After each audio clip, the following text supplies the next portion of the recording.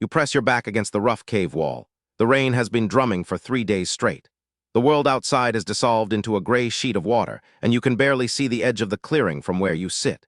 Your fire hisses and sputters, fighting against the damp that seeps into everything, your furs, your hands, your spirits.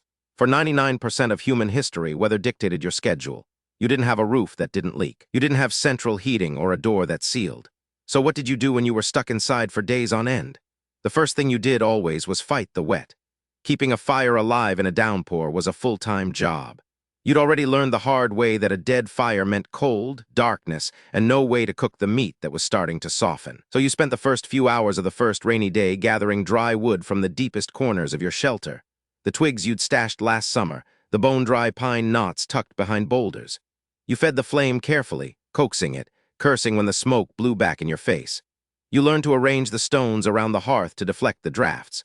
You learned to keep a pile of tinder wrapped in birch bark under your armpit, where body heat kept it crisp. The fire wasn't a luxury, it was your lifeline, but here's what the boredom myth gets wrong.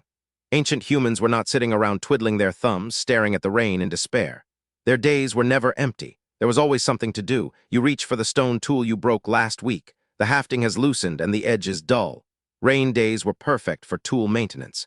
You sit cross-legged by the fire, a flat piece of sandstone in your lap, and you begin to grind. The rhythm is hypnotic. Scrape, pause, check, scrape again. You're not just sharpening a blade. You're repairing your ability to hunt, to butcher, to defend. Every strike of stone against stone is a small act of future survival. Archaeological evidence shows that ancient people spent hours on this kind of work, resharpening scrapers, rehafting axes, knapping new points from nodules of flint carried from a quarry miles away. A single hand axe could take days to finish, and on a rainy day you had nothing but time. You make mistakes too. The stone flakes in the wrong direction. You curse under your breath. You set it aside and start again. There is no undo button. There is no second chance if you ruin the only good piece of obsidian you have left, so you learn patience. You learn to read the grain of the rock. You learn that frustration is a luxury you can't afford. The rain keeps falling. You finish the scraper. You slide your thumb along the edge. It catches, good. Now you look around. The smoke is thinning. The fire is steady. The others in your group are scattered across the shelter, some sleeping, some chewing dried meat, one woman carefully sorting a pile of berries by color, picking out the ones that are starting to rot. The children are restless. They've been cooped up for 2 days. One of them is poking a stick into the fire. Another is trying to braid grass into a knot. Boredom is real for them, and boredom in a confined space is dangerous, so you tell a story. You don't have a name for what you're doing. You just start talking. You describe the hunt from last week, how the elk turned at the last second, how you nearly fell into the ravine. You use your hands, you make the sounds. The children stop fidgeting. Even the adults lean in. Someone adds a detail you'd forgotten, the way the mist settled in the hollow just before the kill. Someone else asks a question. The story grows. It becomes shared memory. This is the origin of every myth, every legend, every bedtime tale. The rainy day story session was the first classroom, the first theater, the first history book. Without writing, without recorded audio, the only way to pass knowledge from one generation to the next was to tell it again and again. And when you were trapped indoors, you told it more carefully. You tested different phrasings, you added suspense. You learned the power of a well-placed pause. The thing that kept you alive wasn't just your tools, it was your culture. The rain continues on the 3rd day. The firewood is getting low. You decide to risk a quick dash to the woodpile outside. You wrap yourself in a waterproofed hide, sewn with sinew coated with animal fat and ash, and you step into the downpour. The cold hits your face like a slap. The mud sucks at your feet. You grab an armful of logs and scramble back inside, dripping, shivering, grateful. You feed the fire. The flames leap up. Steam rises from your shoulders. Now you have time to think. Day 3 of rain was when the mind wandered. You'd done the chores. You'd fixed the tools. You'd told the stories. The children were finally asleep. The fire crackled low, and you sat there staring into the embers. And you let your thoughts drift. You thought about the summer hunt ahead. You thought about the person you'd like to partner with. You thought about the clan that camped 2 valleys over. Had they seen this storm? Were they okay?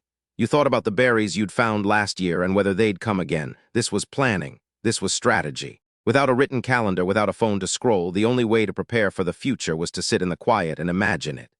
Neuroscience today calls it prospective memory or mental time travel. For ancient humans, it was the difference between thriving and starving. You rehearsed your decisions.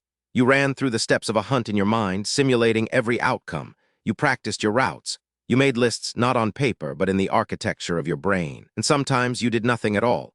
You just watched the rain. You listened to its rhythm, the heavy drops on the stone ledge, the lighter patter on the leaves, the occasional roar when the wind pushed a sheet of water against the cliff. You noticed how the light changed, how the world smelled, wet earth, wet hair, wet wood smoke. You were present in a way that modern humans rarely are. You didn't have entertainment to escape into. You had the raw, unfiltered reality of a storm. That presence wasn't boredom. It was a profound form of attention. On the fourth day, the rain stopped. The clouds broke. A sliver of blue appeared overhead. You crawled out of the shelter and stood blinking in the sudden brightness.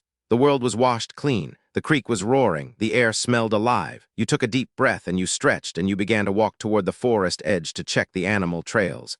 But you didn't just leave the rainy days behind. You carried them with you. The tools you'd sharpened, the stories you'd told, the plans you'd made, the patience you'd practiced.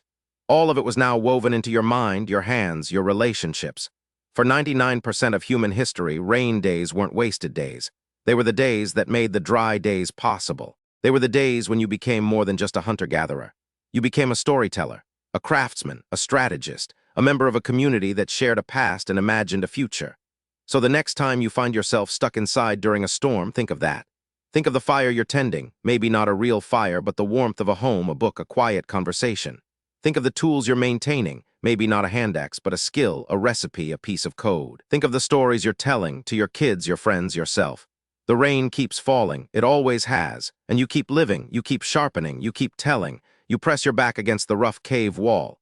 The rain has been drumming for 3 days straight, and now you know exactly what to do.